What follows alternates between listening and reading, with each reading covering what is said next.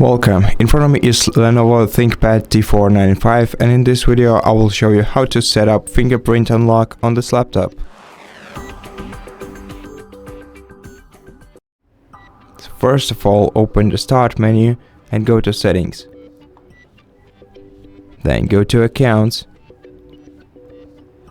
Select sign in options and here expand the fingerprint recognition menu and click setup.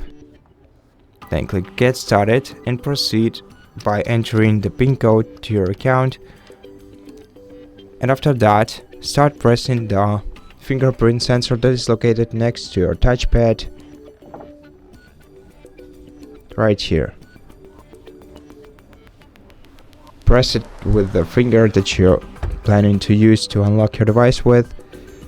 Try using different parts of your fingerprint in order to ensure the best experience, and once you're done, click close.